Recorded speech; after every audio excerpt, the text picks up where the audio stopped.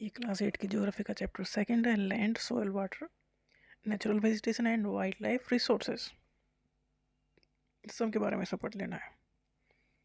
In a small village in Tanzania, Africa. Africa में Tanzania, उसमें छोटा सा गांव। Mamba gets up very early in the morning to fetch water. Mamba एक इंसान का नाम है जिसे और जल्दी उठना पड़ता है वाटर को लेके आने के लिए, मतलब पानी लेके आने के लिए। She has to walk a long way and return after a few hours. उसे कई घंटे लगते हैं वाटर लेके आने में। She then helps her mother in the house and join her brother in taking care of their goats. वो अपने भाई की भी हेल्प कर, मतलब मम्मी की हेल्प करती है और भाई की हेल्प करती है गोट्स को टेक केयर करने में।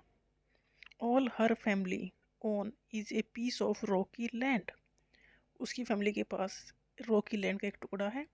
अराउंड देयर स्मॉल हट, जिसमें छोटी सी झोपड़ी में वो रह रहे हैं और आसपास की जमीन का टुकड़ा उनका है।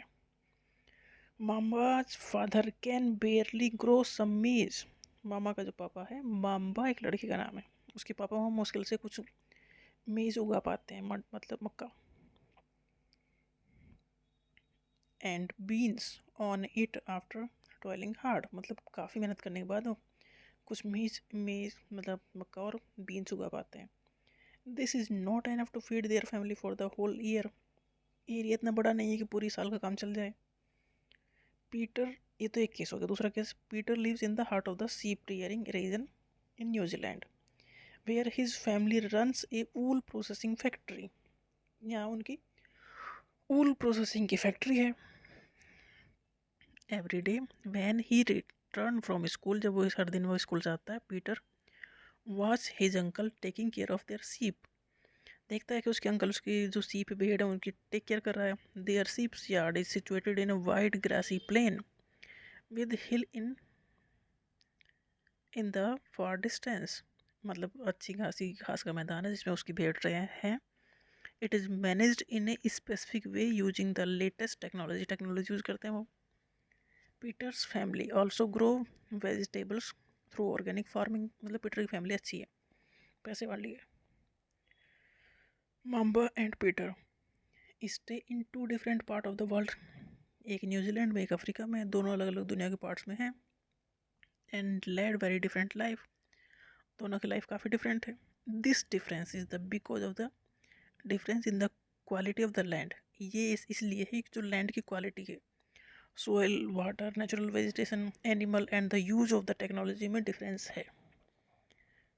पीटर और माम्बा की लाइफ में डिफरेंस इसलिए है क्योंकि वहाँ की जो क्वालिटी है लैंड की, सोयल की, वाटर की, नेचुरल वेजिटेशन जैसा है, एनिमल कैसे हैं, इन दोनों में डिफरेंसेस हैं। The availability of search resources is the main reason place differ from each other. दोनों की कंडीशन सिचुएशन अलग अलग है।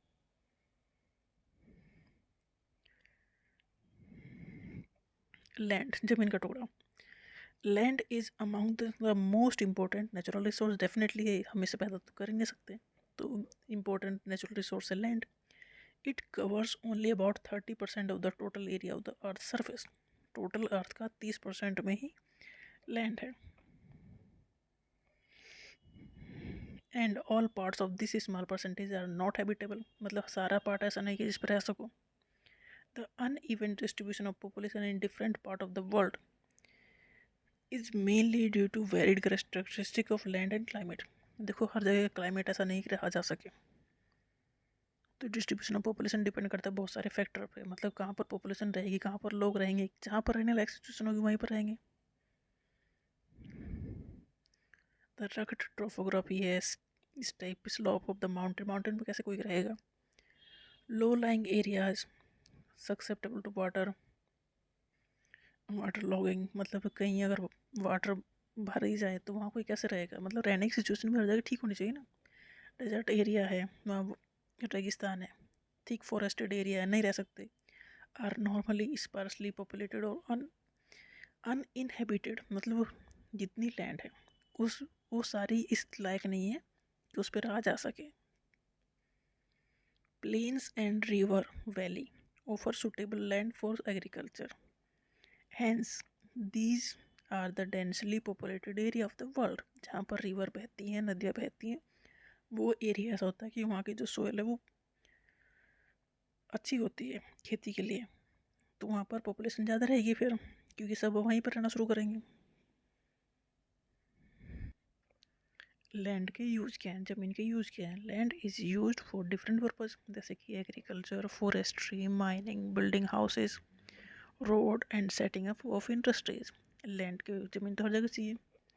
This is common termed as land to use. हर जगह चाहिए ना, हर काम के लिए ज़मीन तो चाहिए ना। The use of land is determined by the physical factor, जैसे कि टोपोग्राफी कैसी है, सोइल कैसा है, क्लाइमेटिक कंडीशन कैसी है, mineral and availability of water है कि नहीं, उसके ऊपर डिपेंड करता है कि लैंड का यूज कैसे किया जाएगा। ह्यूमन फैक्टर जैसे कि population, such as population and technology और also important determinant of land use pattern. Land can also be classified on the basis of ownership, जैसे कि प्राइवेट लैंड है, कम्युनिटी लैंड है। प्राइवेट लैंड का मतलब है ओन बाय एन इंडिविजुअल, मतलब मैंने खरीद लिया, एक ज़मीन का टुकड़ा मैंने खरीद लिया तो वो प्राइवेट लैंड हो गई। कम्युनिटी लैंड मतलब सरकार की जो ज़मीन है वो कम्युनिटी लैंड, जैसे पार्क है, is own by the community for common use like collection of food, fruit, nut, medicine, herbs. तो जो कॉमन पर्पज़ के लिए यूज हो तो वो community land. People and their demands are very growing, are ever growing, but the availability of land is limited. देखो ज़मीन तो उतनी ही है, इसीलिए बिल्डिंग बन रही हैं, 25, 30, 50 फ्लोर बन रहे हैं, क्योंकि ज़मीन तो नहीं बढ़ेगी ना, हमें ऊपर ही बढ़ाना पड़ेगा बनाने के लिए। The quality of land also differ from place to place, हर जगह लैंड एक जैसी तो नहीं है। People started encroaching the common land to build up commercial area, housing complex in the urban area, to expand the agricultural land in the rural areas. Today, the vast change in the land use pattern also reflect the cultural change in our society. Land degradation हो रहा है, land slide हो रही है, soil erosion हो रहा है, मतलब सोयल के ऊपर ग्लेयर हट जाना, डिजर्टिफिकेशन हो रहा है क्योंकि पेड़ कट रहे हैं, तो ये सारी चीज़ें होंगे फिर। Are the major threat to the environment because of the expansion of the agriculture and construction activities. Construction activities हर जगह हो रही हैं तो पेड़ कट रहे हैं, तो ये सारी चीज़ें आएंगी, फिर दिक्कत आएंगी। Conservation of land resource, growing population and their ever growing demand has led to a large scale destruction of forest cover. जैसे जैसे पॉपुलेशन बढ़ रही है, उनकी डिमांड भी बढ़ रही है, तो फॉरेस्ट पेड़ भी काटे जा रहे हैं, रहने के लिए तो जगह चाहिए। And arable land has created a fear of losing this natural resource. Therefore, the present rate of degradation of the land must be checked. जो जिस तरह से हम ज़मीन की क्वालिटी ख़राब किए जा रहे हैं ना, वो हमें रोकना पड़ेगा। एफोरेस्टेशन करना पड़ेगा। एफोरेस्टेशन मतलब पेड़ को लगाना, डिफोरेस्टेशन मतलब पेड़ काटना। Land reclamation, regulate use of chemical, pesticide, fertiliser, जो भी हम केमिकल यूज़ करते हैं खेती में वो कम करने पड़ेंगे या बंद करने पड़ेंगे। And checks on overgrazing are some of the common method. Overgrazing मतलब हम पशुओं को खुला छोड़ देते हैं ना, तो उनके पैरों से भी मिट्टी के ऊपर ग्लेयर कट जाती है, तो वो भी कम करना है। ये सब कॉमन मेथड है जो यूज़ किए जाएंगे to conserve land resource. Weathering क्या है? Weathering the breaking up and decay of the exposed rock by temperature change, frost action, plant, animal and human activity. मतलब रॉक के ऊपर ग्लेयर का कमज़ोर हो जाना, किसी भी तरह से, जैसे गर्मी बहुत ज़्यादा हो या बहुत ठंडा हो जाए, या प्लांट या एनिमल की किसी की भी एक्टिविटी से रॉक के ऊपर ग्लेयर कमज़ोर हो जाए तो वहाँ से वो हट जाएगी, ये वेदरिंग है। सोइल क्या है? The soil the thin layer of grainy substance covering the surface of the earth is called soil. जो ऊपर की लेयर है वो सोइल है। It is closely linked to land, land form determine the type of soil. Soil is made up of soil, soil में है क्या? Organic matter, mineral and weathered rock. Rock भी तो कट के आई है ना, उससे मिनरल आ गए हैं, found on the earth. This happens through the process of weathering. Weathering से मिनरल कट के आ गए, उस पर मिल गए। The right mix of mineral and organic matter makes the soil fertile. Soil की फर्टिलिटी भी इन सब चीज़ों से बढ़ती है।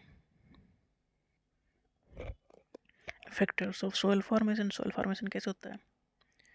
तो सोयल में है क्या क्या चीज़ें, पहले तो नीचे पेरेंट रॉक है, मतलब जिस पर सब चीज़ खड़ी हैं, फिर जो फेदर्ड रॉक मटेरियल जो चट्टाने कट पीट के आई हैं वो है, फिर है सब soil with sand silt clay सब है। टॉप सोयल में है humus and vegetation. It takes hundreds of year लगते हैं सोयल के जस्ट 1 सेंटीमीटर बढ़ने में। फैक्टर्स ऑफ सोयल फॉर्मेशन कैसे होता है? The major factor of soil formation are the nature of the parent rock and climatic factor कैसे हैं उसके ऊपर डिपेंड करता है सोयल का formation. Other factors are topography कैसी है, role of organic material and time भी लगता है for the composition of soil formation. ये सारी चीज़ें डिफर करेंगे from place to place. Soil में क्या है? Flora fauna. पहली बात तो पेरेंट रॉक है। पेरेंट रॉक जो नीचे का रॉक है, ये जहाँ पर सारी चीज़ें टिकी हैं, ये डिटरमाइन करता है colour, texture, chemical properties, mineral content, permeability. Relief मतलब altitude, slope determine accumulation of the soil. चट्टाने की अगर स्लोप कैसा है तो कैसे वहाँ एक्यूमुलेट होंगी, तो उस तरह का। क्लाइमेट, टेम्परेचर कैसे, कितना है, कम है, ज़्यादा है, रेनफॉल कैसा है, ये इन्फ्लुएंस करते हैं rate of weathering and humus formation. Time determine thickness of the soil profile, कितना लंबा टाइम लगेगा उतनी थिकनेस बढ़ेगी। कई सौ साल लगती हैं एक कुछ इंच सोil को बढ़ने में। फ्लोरा एंड फाना, फ्लोरा मतलब प्लांट, फाना मतलब एनिमल एंड माइक्रो ऑर्गेनिज्म, ये भी अफेक्ट करते हैं रेट ऑफ ह्यूमस फॉर्मेशन को। इस तरह से बनती है, सब कुछ मिला के बनती है soil. Degradation of the soil and conservation measures. Soil erosion and depletion are the major threat to soil as a resource. Soil का इरोजन मतलब ऊपर की लेयर हट जाना और डिप्लीट हो जाना, ये मेजर थ्रेट है soil as a resource. Both humans and natural factors can lead to degradation of soil. इंसान और बहुत सारी चीज़ें मिलके रेस्पॉन्सिबल हैं कि सोयल के डिग्रेडेशन के लिए। Factors which lead to soil degradation are deforestation, पेड़ों को काटना, overgrazing, over use of chemical fertiliser, pesticide, rain wash, landslide, flood. बहुत सारे फैक्टर होते हैं जो अफेक्ट करते हैं सोयल को, ख़राब करते हैं या डिग्रेड करते हैं। तो कुछ मेथड दिए गए हैं जिनसे सोयल को कंजर्व किया जाएगा, जैसे कि mulching. The bare ground between plant is covered with a thin layer of organic matter like straw. जो प्लांट्स के बीच में जो ज़मीन बची रहती है ना, उसके ऊपर कुछ स्ट्रॉ फैला दो। स्ट्रॉ मतलब वो बचा हुआ है, पेड़ों का ही बचे हुए पार्ट होते हैं वो। तो हमने वो जो पेड़ों के बचे हुए पार्ट्स हैं वो फैला दिए। तो it helps to retain soil moisture.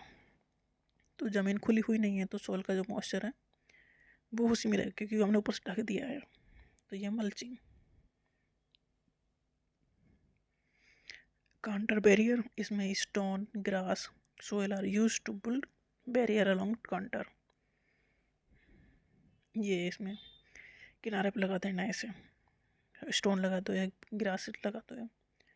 Tranches are made in front of the barrier to collect water को रोकने के लिए। Rock dam, rocks are piled up, चट्टानों का ढेर लगा दो to slow down the flow of water. उस एरिया से वाटर की स्पीड को कम करने के लिए वो लाइन बना दो चट्टानों के ऊपर छोटे। This prevent gully and further, इससे सोइल का जो लॉस है वो रुकेगा कुछ हद तक। टेरेस फार्मिंग, ये ब्रॉड फ्लैट स्टेप या terrace are made on the steep slope so that the flat surface are available. Flat surface बनानी पड़ेगा ना खेती करने के लिए। Intercropping, different crops are grown in alternate row, मतलब एक लाइन में एक फसल बो दो, दूसरी लाइन में दूसरी फसल बो दो डिफरेंट टाइप पर। इससे भी सोइल बचेगी, मतलब एक लाइन में एक फसल बोई, कुछ टाइम के बाद दूसरी लाइन में दूसरी फसल बो दो, तो इंटरक्रॉपिंग होगी ना। एक ही एरिया में हमने 2-3 फसल ले ली। Contour ploughing parallel to the contour of hill slope to form a natural barrier for water to flow down the slope. Shelter belt, coastal जो एरिया है या ड्राई रीजन जो है उसमें एक लाइन से पेड़ बो दो तो ये रोक देंगे हवा का मूवमेंट। तो ये भी एक तरीका है सोइल के डिग्रेडेशन को रोकने के। सोइल का डिग्रेडेशन मतलब हमें ऊपर की लेयर को बचाना है, और ये बचाने के तरीके हैं। अगर आप ऊपर की लेयर हट गई तो जो सोइल की फर्टिलिटी है वो कम हो जाएगी। तो बचाने के तरीके यही हैं।